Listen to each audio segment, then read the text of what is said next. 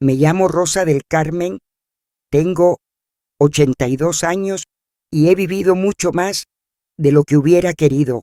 Hay cosas que una guarda en el fondo del pecho durante décadas, creyendo que el silencio las entierra, pero no es así.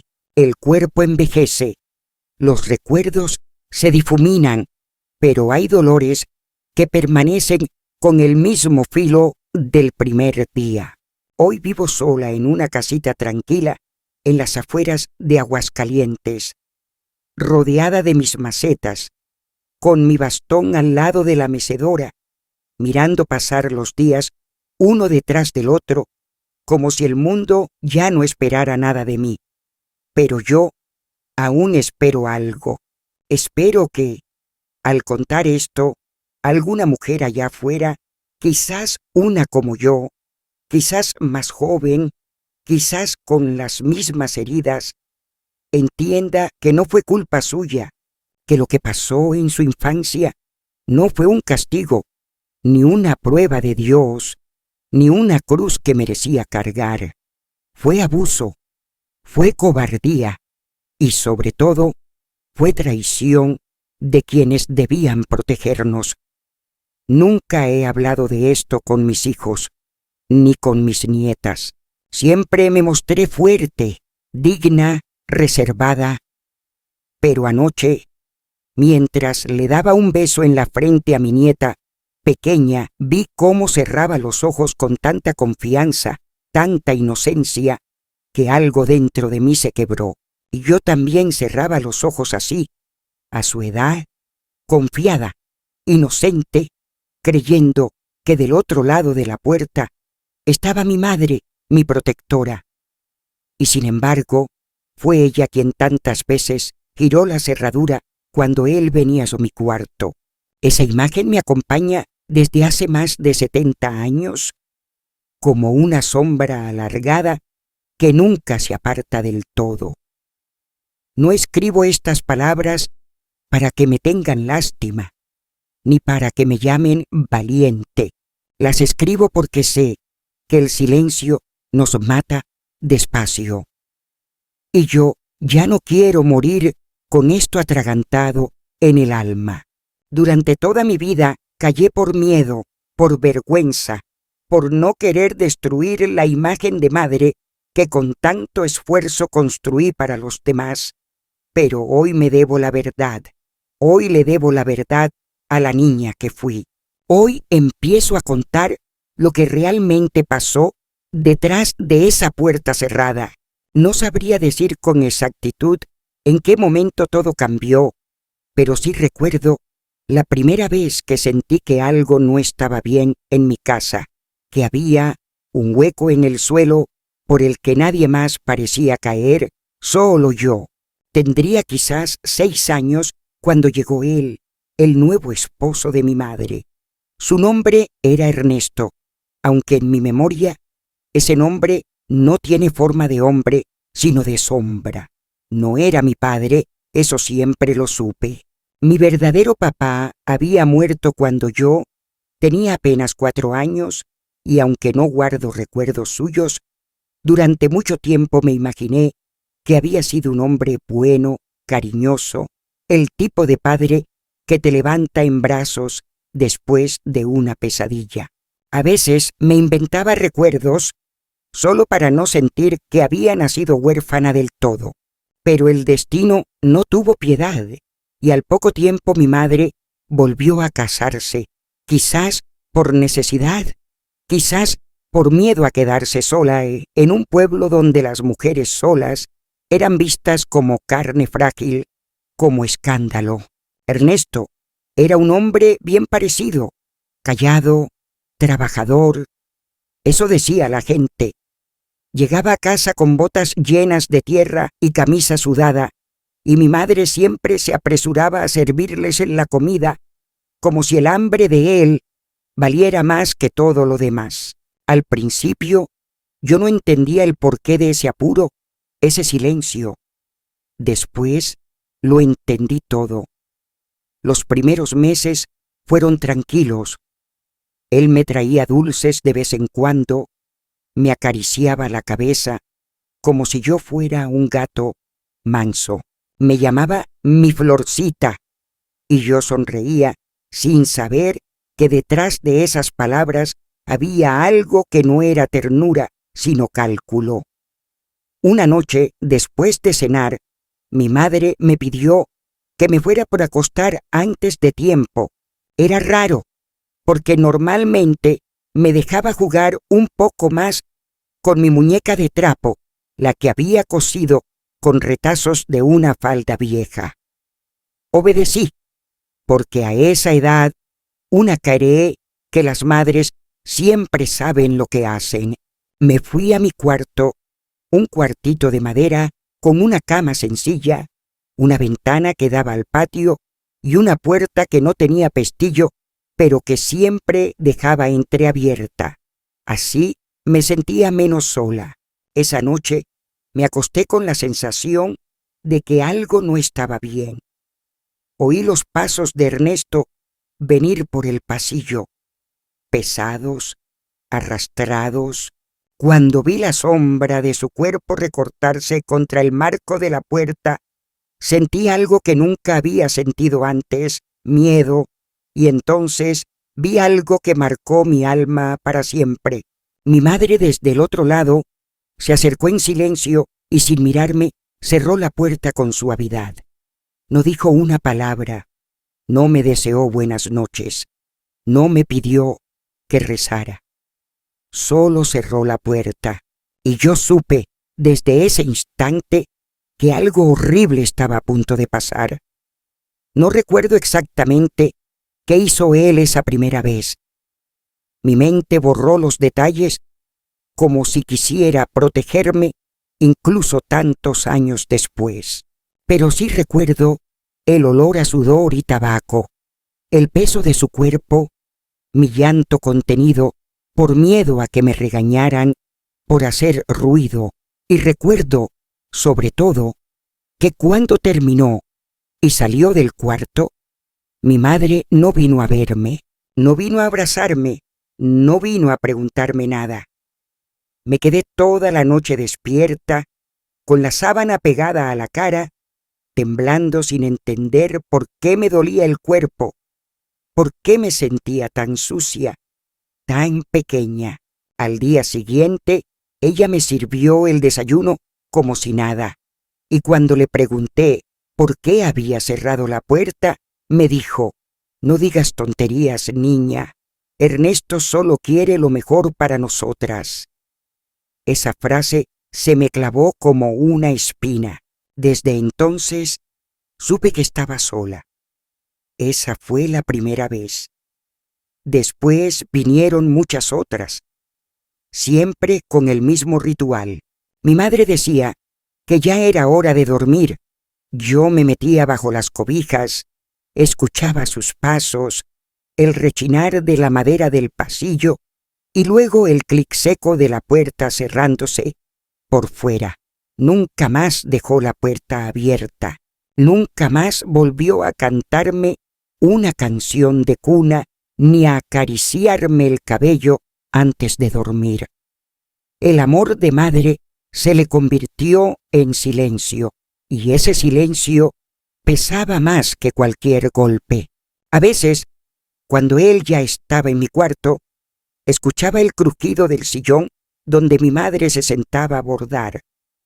Nunca intervenía, nunca llamaba, nunca decía basta.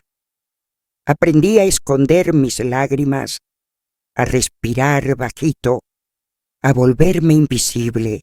Empecé a tener pesadillas cada noche, a orinarme en la cama, a despertarme gritando, y entonces ella venía y me sacudía los hombros, enojada, sin entender, sin querer entender. Me decía que estaba grande para esas cosas, que no fuera escandalosa. Pasaron los años y con cada visita nocturna mi alma se encogía un poco más.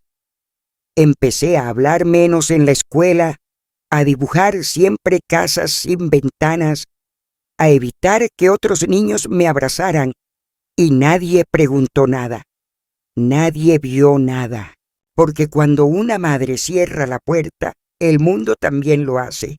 Y fue así como aprendí que no todas las niñas tienen una madre que las protege. Algunas tenemos una que prefiere cerrar los ojos, taparse los oídos y esconderse detrás de la costura y la comida, mientras su hija llora bajito al otro lado de la puerta.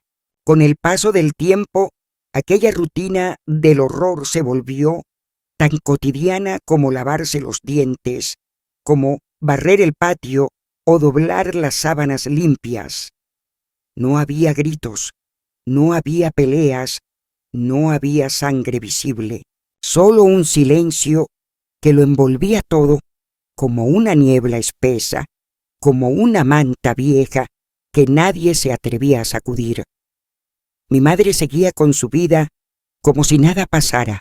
Cocinaba, lavaba, planchaba, le rezaba a la Virgen en su altarito de la cocina y salía los domingos a misa vestida de colores sobrios. Cuando la gente la saludaba en la plaza, ella sonreía con esa sonrisa medida de mujer decente, de esposa obediente, de madre ejemplar. Nadie imaginaba que cada noche cerraba una puerta. Nadie imaginaba que, tras esa puerta, su hija dejaba de ser niña. La casa donde vivíamos era de adobe, con piso de cemento y techos bajos. Tenía un pequeño patio donde mi madre cultivaba albahaca, romero y un jazmín que perfumaba el aire por las tardes. Desde afuera, nuestra casa parecía tranquila, humilde, común, pero por dentro era un pozo sin fondo. Las paredes estaban llenas de miradas que no se atrevían a ver, de palabras que nunca fueron dichas. Ernesto era un hombre que sabía cómo mantener su máscara. Con los vecinos era cordial, incluso amable. Cuando salíamos juntos, me tomaba del hombro y me llamaba mi niña buena frente a los demás. Nunca me alzaba la voz ni me golpeaba.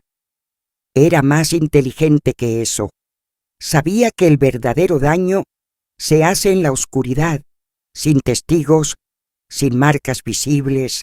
Yo iba a la escuela con los ojos bajos, con la espalda encorvada, caminando como quien se disculpa por ocupar espacio.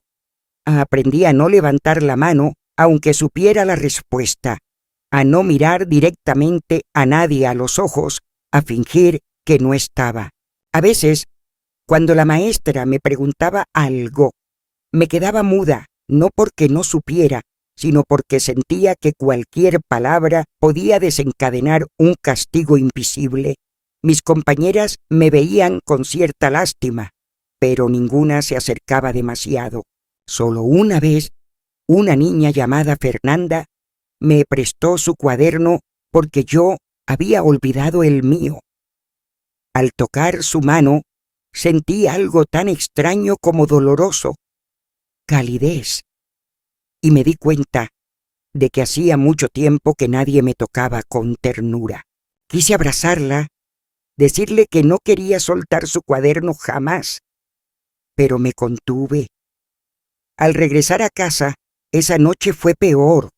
Ernesto parecía saber cuándo algo dentro de mí se agitaba y castigaba cualquier intento de esperanza con una crueldad aún más pulida, más perversa.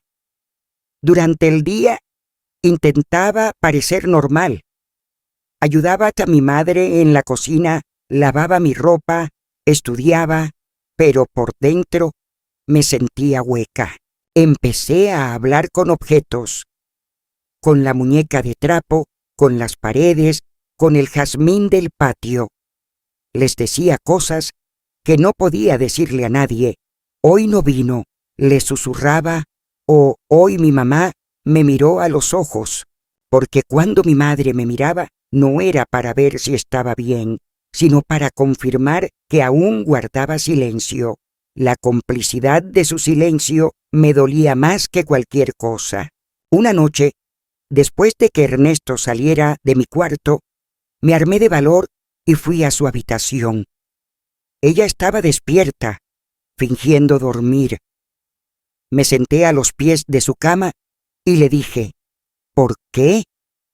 Solo eso, una palabra.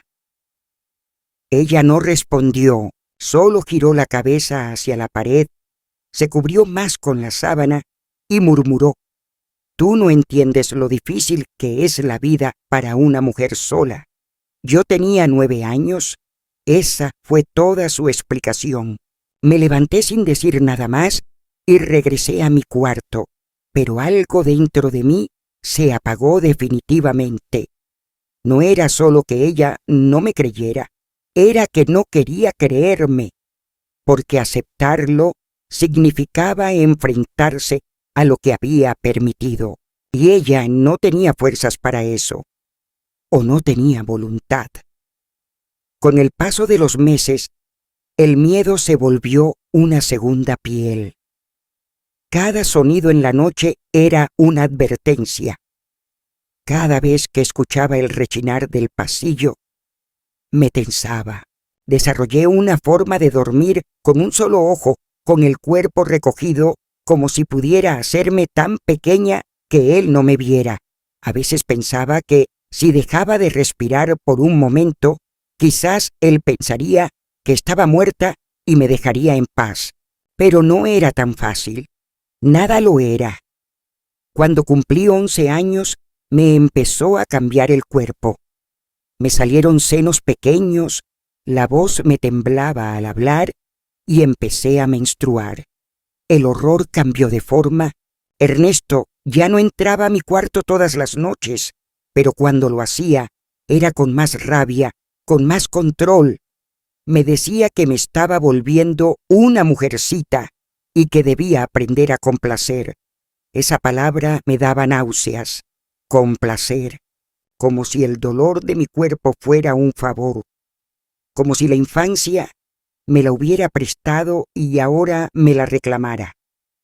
Mi madre, por su parte, se volvió aún más fría. Me hablaba solo lo justo. A veces se quedaba mirándome mientras comíamos y sus ojos parecían decirme que era mi culpa, que algo en mí provocaba todo eso. Me compraba blusas largas, me hacía peinarme distinto, me decía que no mirara a los hombres cuando caminábamos por la calle, como si todo lo que me pasaba fuera porque yo era provocadora. Yo quería arrancarme la piel. Un día, durante una clase de ciencias, la maestra nos pidió que hiciéramos un dibujo de nuestra casa. Todos dibujaron cosas coloridas, papás, mascotas, cocinas con olor a pan. Yo dibujé una puerta cerrada y detrás una niña llorando. Cuando la maestra lo vio, se quedó callada un momento y luego me preguntó qué significaba. Le dije que era solo un sueño que había tenido. Ella asintió y me acarició la cabeza. Nunca más preguntó, pero desde entonces, cada vez que yo pasaba por el pasillo, la encontraba observándome. No hizo nada. Tal vez no supo qué hacer. Tal vez pensó que no era su lugar. Pero yo soñé durante semanas con que ella llegaba a casa con la policía, con que me sacaba de allí, con que me llevaba a vivir con ella y me preparaba chocolate caliente. Era un sueño cálido. Pero no pasó. Los años entre los 8 y los 13 fueron los más largos de mi vida. No pasaban los días. Se arrastraban. Me levantaba con el corazón apretado y me dormía, deseando no despertar. Me convertí en experta en detectar emociones en los gestos ajenos. El movimiento de los hombros de Ernesto me decía si estaba de humor o no. El modo en que mi madre colocaba los platos en la mesa predecía si esa noche la puerta se cerraría otra vez. Mi cuerpo era una brújula para el miedo, mi alma un campo minado. Cada noche era una moneda lanzada al aire, y yo solo esperaba que no cayera cara arriba. Fui creciendo en silencio, y el silencio, a esas edades, no es sabiduría, es mutilación. Lo que no se dice se pudre por dentro. Lo que no se nombra duele más. Pero yo no tenía a quien hablarle. Mis tías vivían lejos. Mis primas eran demasiado pequeñas. Mi abuela había muerto antes de que yo naciera. Mis únicas amigas eran los cuadernos que guardaba bajo el colchón, donde escribía todo con lápiz para poder borrarlo si alguien entraba al cuarto. Escribía cartas que nunca enviaba, poemas que no rimaban, dibujos que escondía detrás del ropero. Era mi forma de decirme que aún estaba viva. No fue de un día para otro. No hubo una sola escena de revelación, ni una frase que cambiara mi vida al instante. Lo que hubo fue una acumulación de pequeñas grietas, una cadena de momentos en los que empecé a ver con otros ojos el mundo que me rodeaba y, más importante aún, el mundo del que formaba parte sin haberlo elegido.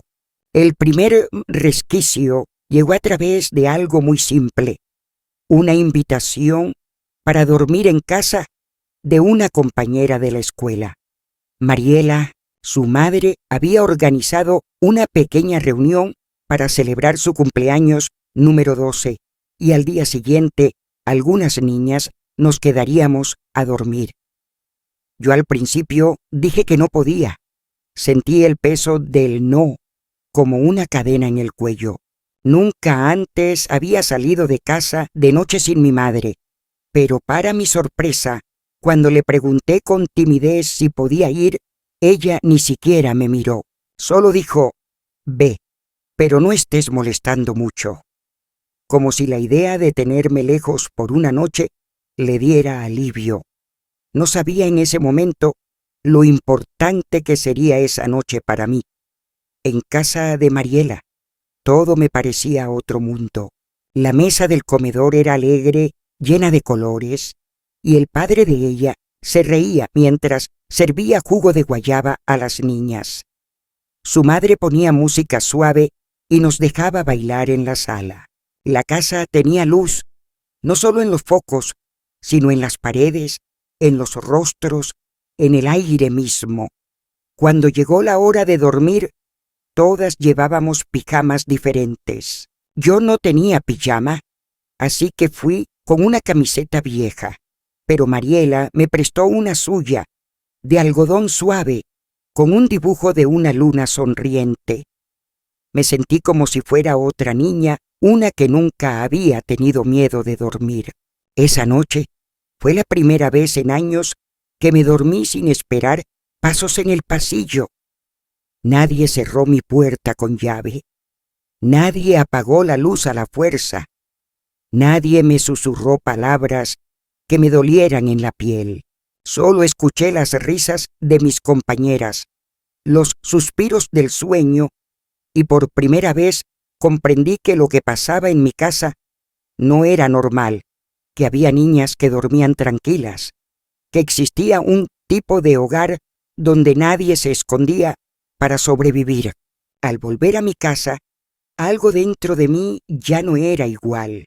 Las paredes se veían más grises. El silencio pesaba más. Cuando vi a Ernesto mirarme con esos ojos de siempre, algo en mi estómago se revolvió, pero esta vez no de miedo, sino de rabia. No dije nada, no podía, pero en mi cabeza empezó a repetirse una frase que desde entonces no me abandonó jamás. Esto no está bien. Esa idea, al principio pequeña, fue creciendo cada día. Me perseguía en los pasillos de la escuela, me hablaba en sueños, me gritaba desde los cuadernos donde escribía poemas con furia, A veces trataba de ignorarla porque era más fácil seguir fingiendo que vivir con esa certeza, porque aceptar que lo que vivía era un infierno significaba asumir que nadie iba a venir a salvarme, que solo yo podía hacerlo, y yo era apenas una niña. Los cambios fueron sutiles. Empecé a responder con monosílabos, a evitar el contacto con Ernesto, a mover la cama cada noche para empujarla un poco más contra la pared.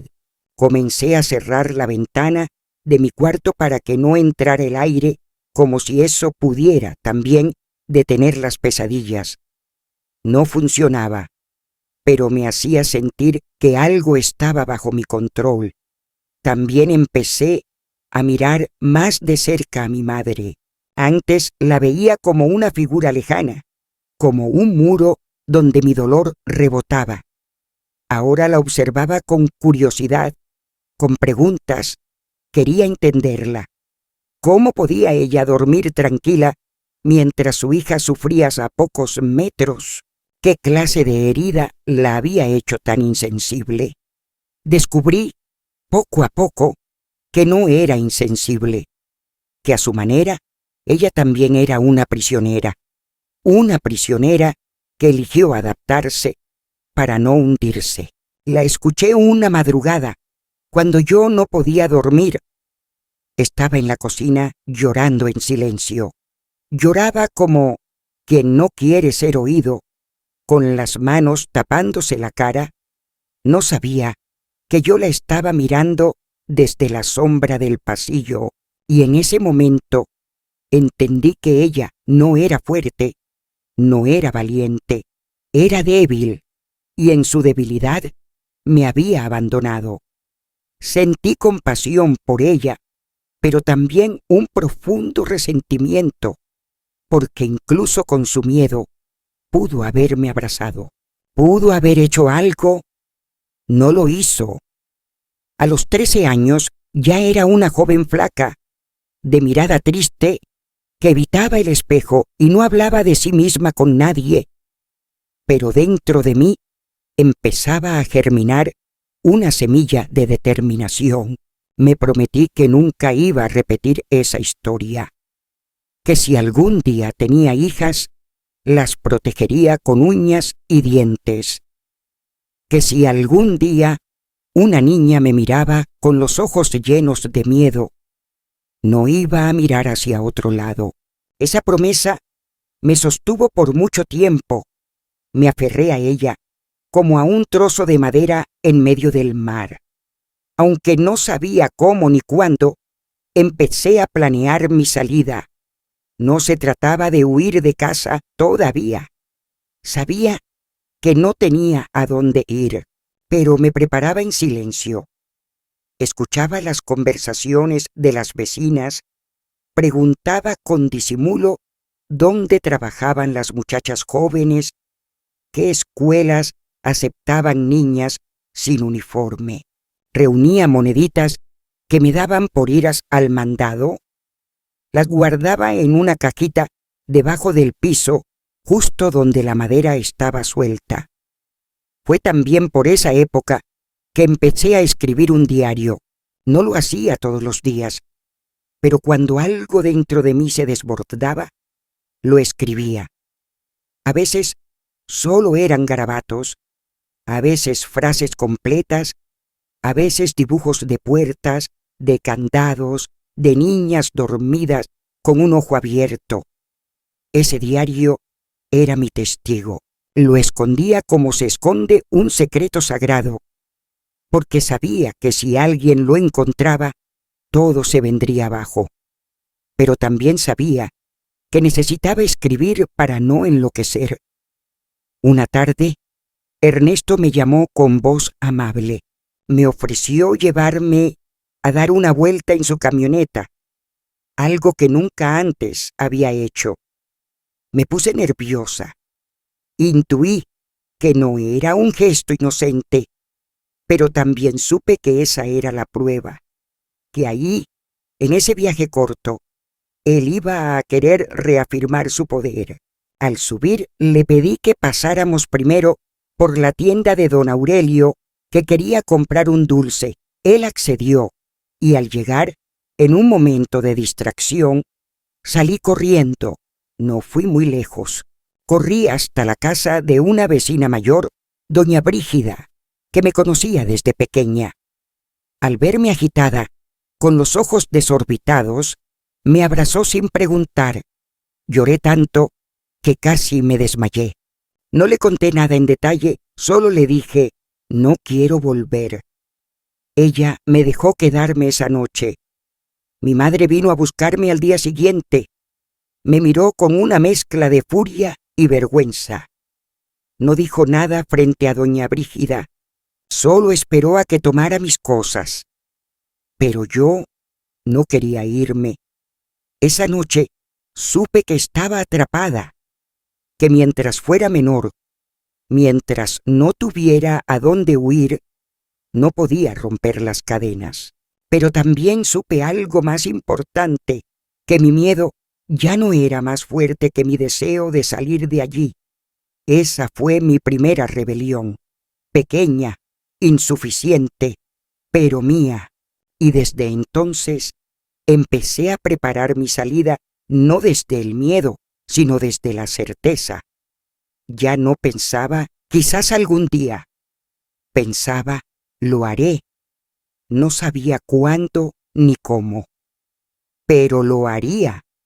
Los años entre los 13 y los 15 fueron como estar atrapada en un cuarto sin aire, un espacio donde los días no pasaban y las noches eran cada vez más largas. Mi cuerpo seguía cambiando y cada cambio era recibido con una mezcla de miedo y asco. Las curvas que comenzaban a asomar en mi figura no me hacían sentir mujer ni hermosa, sino vulnerable, expuesta, lo que para otras muchachas era motivo de orgullo, el primer brasier, el susurro de los muchachos en el camino a la escuela. Para mí era una condena silenciosa. Sabía que mientras más evidente fuera mi crecimiento, más peligrosa sería cada noche, más perverso sería el deseo en la mirada de Ernesto, más hiriente el silencio de mi madre. Empecé a usar ropa vieja, blusas de hombre que encontraba en la parte trasera del armario, cualquier cosa que pudiera ocultar mis formas. Me agachaba al caminar, cruzaba los brazos sobre el pecho, evitaba los espejos. Quería desaparecer. El abuso ya no era únicamente físico, era psicológico, espiritual. Ernesto se convirtió en un verdugo más sofisticado. Ya no venía solo por las noches. Me seguía con la mirada durante el día. Se metía en la cocina mientras yo ayudaba con la comida y se acercaba detrás de mí en silencio, susurrando palabras que no podía repetir, palabras que me hacían sentir una suciedad pegajosas en la espalda. A veces me ponía la mano en el hombro y la dejaba ahí unos segundos como si no fuera nada, pero yo me quedaba rígida, con el corazón en la garganta. Si me atrevía a moverme, a sacudirlo, sabía que en la noche lo pagaría. Todo estaba calculado. Todo era una forma de castigo. Si yo mostraba resistencia, él aumentaba la presión. Si me mostraba sumisa, él se crecía en su poder. Mi vida se volvió una estrategia constante de sobrevivencia. ¿Qué decir? ¿Cómo mirar? ¿Cuándo callar? ¿Qué tono de voz usar para que no interpretara mal una palabra? Para que no dijera que lo estaba provocando. Porque esa era su excusa preferida. Que yo lo provocaba, que yo lo buscaba, que lo mío no era sufrimiento, sino deseo disfrazado. Me lo decía a veces con voz suave, casi dulce, como si estuviera explicándome algo que yo debía agradecer. Y eso, quizás, era lo que más me devastaba, su capacidad para mentir con una sonrisa, para llamar amor al infierno que me hacía vivir. La complicidad de mi madre no solo persistía, sino que se volvió más cínica. Hubo una tarde en que mientras lavaba la ropa en el patio, me preguntó si ya me había dejado de tonterías. No entendía a qué se refería. O tal vez sí, pero me hice la desentendida. «¿Tú sabes de qué hablo?», dijo. «Ya estás grande. No seas dramática.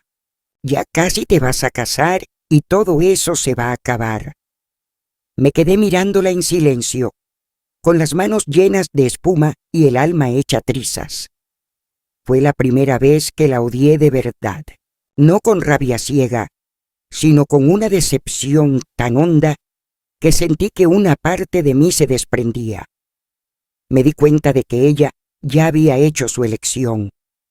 Había elegido no ver. Había elegido vivir con ese hombre. Había elegido su comodidad antes que mi salvación. Esa revelación me partió en dos. Dejé de buscar en ella cualquier señal de ternura. Dejé de anhelar un abrazo, una caricia, una palabra de consuelo. Ya no era mi madre, era solo otra pieza del engranaje que me destruía. Empecé a tener problemas en la escuela. Mis notas bajaron, me aislé aún más. Tenía frecuentes dolores de estómago, náuseas, sangrados que no podía explicar. Me llevaron al médico del pueblo, un viejo que ni me miró a los ojos y solo dijo que eran cosas de mujeres, que se me pasaría. Nadie preguntó nada más. Nadie sospechó. O tal vez sí, pero preferían no meterse. Una vez, una de mis profesoras, la señora Lidia, me llamó a un lado después de clase. Me dijo que había notado que yo andaba triste, distraída, que si me pasaba algo, ella estaba ahí para escuchar. Me dieron ganas de decirle todo. Sentí la garganta quemándome por dentro. Pero entonces recordé a mi madre. Recordé las noches de castigo. Recordé el miedo de que me dijeran que era mentira, que estaba loca. Así que bajé la cabeza y le dije que estaba bien, que era por las tareas, que a veces me costaba concentrarme. Ella me acarició la cabeza, como quien consuela a una niña herida, y me dejó ir. No insistió. Nadie insistía. Nadie nunca insistía lo suficiente. Las pocas amigas que tenía empezaron a alejarse. Algunas porque yo misma las empujaba. Otras porque no entendían mi tristeza, mi forma de callar siempre, de mirar al piso, de evitar los juegos. Me sentía vieja a los 15 años. No tenía deseos de reír, de bailar, de enamorarme. Cuando alguna hablaba de su primer beso o de un chico que la miraba en clase, yo sentía una mezcla de asco y envidia. Asco por lo que el cuerpo de un hombre podía ser. Envidia porque ellas todavía podían hablar de amor sin temblar. En casa, Ernesto ya no se ocultaba. No necesitaba hacerlo. Su poder era absoluto. Yo seguía durmiendo con la puerta cerrada, pero a veces ni siquiera esperaba que anocheciera. Bastaba con que mi madre saliera al mercado o fuera a visitar a alguna vecina. Entonces él entraba como si fuera normal, como si tuviera derecho. Todo en él exudaba dominio, en su manera de caminar, en cómo se servía el café, en cómo me miraba al cruzarse conmigo en el pasillo. Me decía que algún día seríamos una verdadera familia, que yo debía estar agradecida por tener un hombre como él que me enseñara las cosas de la vida. Y lo peor es que una parte de mí, deformada por tanto dolor, empezó a creer que quizás no había otra forma de vivir, que ese era el destino de las niñas como yo. que nadie vendría jamás a salvarme. Fue en esa etapa cuando tuve pensamientos oscuros. Pensé en desaparecer. Pensé en dejar de comer, en dejar de hablar, en dejar de respirar. Una noche subí a la azotea y me quedé parada al borde durante horas. Miraba el vacío como se mira una salida. No salté, no por falta de ganas. No lo hice porque sentí que si lo hacía, él ganaría. Porque incluso muerta, me imaginaba su rostro diciendo, era una loca, ya ven, lo inventaba todo. Esa imagen me detuvo. Bajé lentamente y me encerré en el baño, donde lloré en silencio hasta quedarme dormida en el piso.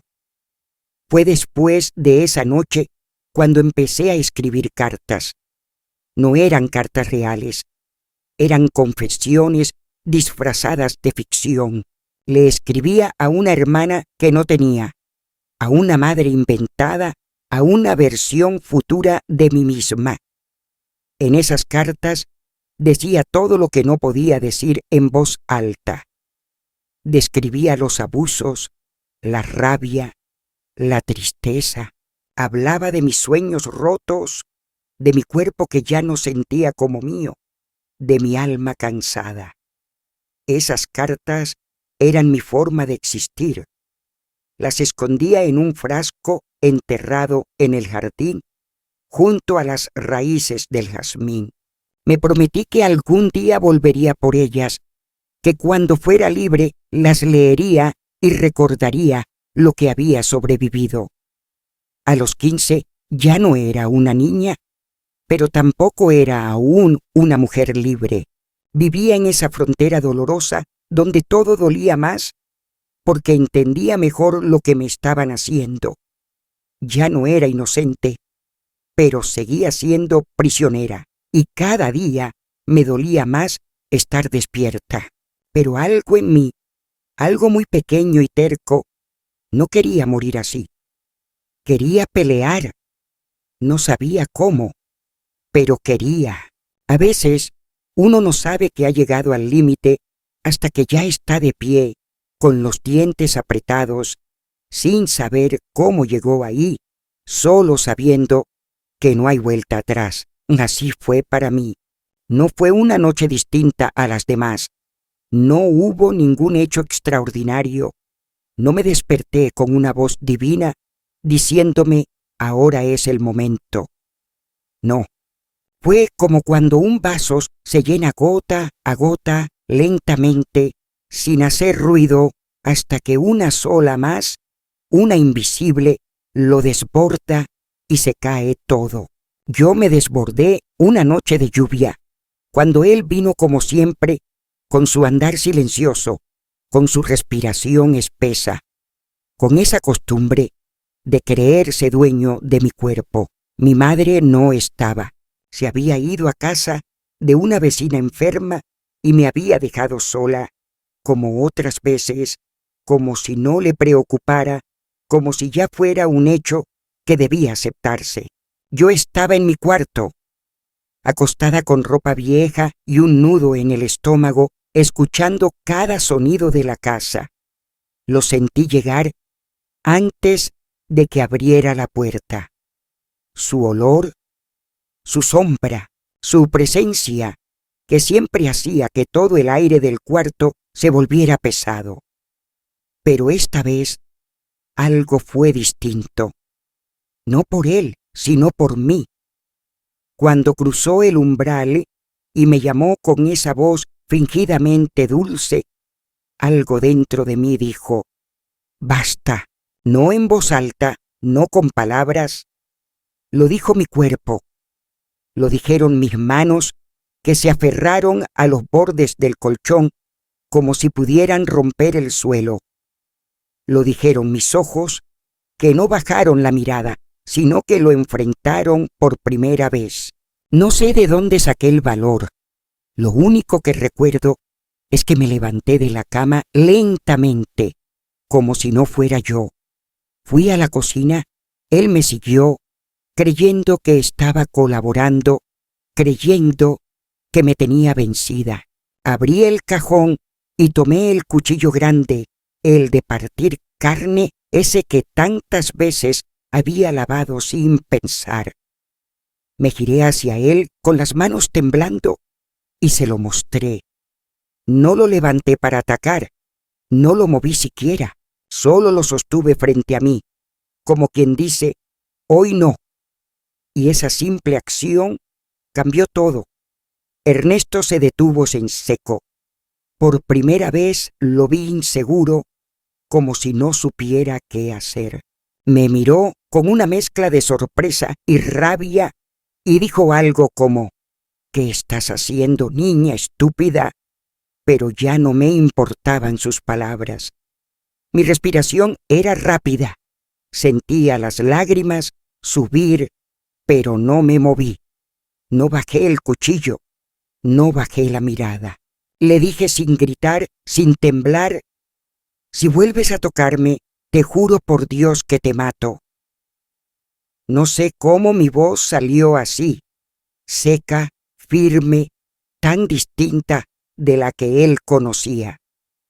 Se quedó en silencio y después de unos segundos, que parecieron años, se dio la vuelta y salió de la cocina. Esa fue la última vez que entró a mi cuarto. No sé si fue por miedo real o por orgullo herido, pero entendió algo. Yo ya no era la misma. La niña que se acurrucaba temblando bajo las cobijas había muerto. En su lugar había alguien que no estaba dispuesta a callar más. Cuando mi madre regresó esa noche, no dije nada. No hacía falta. Ella notó algo distinto. Me miró de reojo mientras guardaba la sombrilla, pero no preguntó. Supo. Lo supo por la forma en que la miré, por el cuchillo que aún estaba sobre la mesa, por el silencio distinto, más denso, que había en la casa. Esa noche no cerró la puerta. Fue la primera vez en años que dormí con la puerta entreabierta, no porque confiara en que todo estaba bien, sino porque sabía que si él lo intentaba, yo ya no iba a callar. Había cruzado un umbral, no era libre todavía, pero ya no era suya, ya no era de nadie. Después de ese día, comenzó otro tipo de batalla. Él dejó de tocarme, pero empezó a sembrar veneno. Hablaba mal de mí a los vecinos, insinuaba que yo era conflictiva, que lo trataba mal, que inventaba cosas. Mi madre lo defendía, a medias como siempre, pero ya no podía obligarme a ser obediente. Yo hacía mis cosas, me encerraba a leer, a escribir, y cuando él estaba en casa, evitaba mirarlo. Me volví una presencia silenciosa, pero inquebrantable. No era rebelde, pero tampoco sumisa, y eso lo enfurecía. Su violencia cambió de forma. Ya no era física, era control, manipulación, comentarios venenosos, miradas que buscaban quebrarme sin tocarme. Pero ya no podía. Ese mismo año me acerqué a una señora del barrio que tenía una tienda de costura. Le pedí trabajo.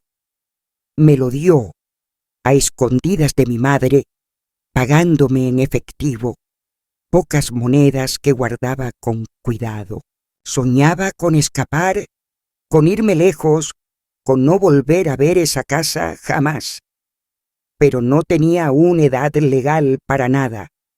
Aún necesitaba paciencia, fuerza, pero ahora, al menos, tenía el coraje.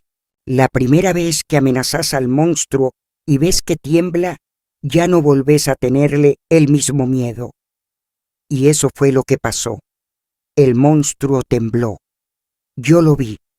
Han pasado tantos años desde aquella noche en la que sostuve el cuchillo desde que por primera vez sentí que tenía derecho a defenderme, que a veces me pregunto si todo eso lo viví yo o si fue un mal sueño que quedó atrapado en algún rincón de mis memoria, pero no fue un sueño. Fue mi vida, la parte de mi vida que escondí por décadas, que enterré tan hondo que incluso mis hijos crecieron sin saber la verdad de quién era yo, de qué había atravesado, de qué me había salvado. Porque me salvé, sí, pero no del todo. No se sale indemne de una infancia así. El cuerpo puede escapar, los días pueden volverse otros, los rostros cambian, las casas se abandonan, pero el alma se lleva los gritos contenidos, los silencios que dolieron más que los golpes, la imagen de una madre cerrando una puerta sin mirar atrás. Esa imagen me ha acompañado en cada etapa de mi vida, incluso en los momentos felices. No hay cumpleaños, no hay boda, no hay abrazo de nieto que no me traiga, aunque sea por un segundo, el recuerdo de aquella niña que dormía con miedo. Después de aquella noche, me tomó un año más irme definitivamente de esa casa. Reuní algo de dinero, encontré trabajo fijo como ayudante en un taller de costura en la ciudad vecina y una mañana empaqué mis cosas en silencio. No me despedí de Ernesto. Mi madre me miró con los ojos rojos, pero no lloró. Me dijo, ¿y a dónde vas a ir? Y yo le respondí, a donde tú nunca fuiste. Se quedó en la puerta, sin alcanzarme, sin abrazarme, sin detenerme. Creo que en el fondo sabía que no podía pedirme que me quedara, no después de todo, no después de haberme soltado tantas veces al lobo. Me fui con miedo, claro, pero también con una libertad que era nueva, punzante, casi dolorosa. No sabía vivir sin miedo, pero estaba dispuesta a aprender. Empecé desde abajo, como casi todas las mujeres que no heredan nada más que sus propias heridas. Trabajé de sol a sol, dormí en cuartos compartidos, caminé largas cuadras con zapatos gastados y el estómago vacío más de una vez. Pero cada día que pasaba sin escuchar sus pasos, sin oler su aliento, era una victoria. Me hice fuerte, me hice invisible cuando fue necesario, me volví mujer a la fuerza, con cicatrices escondidas bajo la ropa y un cansancio en la espalda que ninguna edad me ha podido quitar. Con el tiempo me enamoré. Sí, incluso después de todo. Me costó mucho confiar, dejarme tocar sin temblar, permitir un beso sin que la memoria me jugara una mala pasada. Pero lo logré. No fue un amor perfecto. Ninguno lo es, pero fue un amor bueno, honesto, limpio.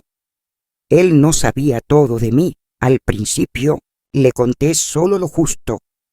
Lo demás lo fue entendiendo con el tiempo, en mis ausencias breves, en mis gestos nerviosos, en mi necesidad de dormir con la puerta abierta. Me respetó, me esperó, me ayudó a sanar sin empujarme. Tuvimos hijos. Criarlos fue como tener la oportunidad de reinventarme, de ser la madre que yo nunca tuve. Los cuidé con un amor feroz, obsesivo a veces, siempre atenta, siempre alerta. Les revisaba los sueños, les curaba los sustos, les hablaba de cosas que mi madre jamás se atrevió a nombrar. Tal vez fui exagerada, tal vez les di demasiado, pero no me arrepiento. Prefería que me recordaran como una madre intensa que como una madre ausente. Les enseñé a no guardar secretos, a decir no, a confiar en su intuición. Y sin saberlo, cada vez que los protegía, me estaba protegiendo también a mí misma, a la niña que fui. Nunca volví a ver a Ernesto. Me dijeron que años después enfermó, que se volvió un viejo solo, amargado, que murió sin que nadie lo cuidara. No sentí nada, ni alegría, ni lástima, solo vacío. A mi madre la volví a ver cuando nacieron mis primeros hijos. Ella quiso acercarse, conocerlos. No le cerré la puerta, pero tampoco la abrí del todo. La dejé estar. Jugó un rato con los niños, me trajo una manta tejida, intentó hablar de cosas superficiales. Yo la observaba buscando en su rostro alguna señal de culpa, de arrepentimiento, de esa herida que tal vez ella también cargaba, pero no encontré nada, o tal vez no quise verlo. Nos vimos algunas veces más. Nunca hablamos de lo que pasó, ni una sola vez. Ella murió hace muchos años y en su entierro me quedé parada frente al ataúd con una sola pregunta repitiéndose en mi cabeza. ¿Alguna vez me amaste? Nunca obtuve respuesta. Hoy, a mis 82 años, vivo sola en una casa tranquila, con un jardín lleno de flores que cuido como si cada una de ellas llevara un recuerdo distinto. Me gusta el silencio, pero no el mismo silencio de antes. Este es un silencio elegido, un silencio sin miedo. A veces me despierto por las noches, no porque tema que alguien entre a mi cuarto, sino porque el cuerpo guarda memorias que no siempre obedecen a la lógica. Me levanto, tomo un té, miro las fotos de mis hijos, de mis nietos, y pienso que he construido algo hermoso sobre un terreno roto. No fue fácil, no fue limpio, pero fue real. Esta historia, la que acabo de contar, es mía. La cargué sola por demasiado tiempo. No porque me diera vergüenza, sino porque no sabía cómo ponerle palabras sin volver a abrir la herida. Hoy, sin embargo, siento que es el momento, no por mí, sino por las otras, por las que aún callan, por las que aún viven con la puerta cerrada y la madre del otro lado fingiendo no oír. Si mi voz, vieja y temblorosa, puede servir para que alguien entienda que no está sola, entonces habrá valido la pena, porque el silencio solo protege a los culpables, y yo ya no me quedo callada. Me llamo Rosa del Carmen, sobreviví, y eso, aunque el mundo nunca lo haya sabido, fue mi mayor victoria.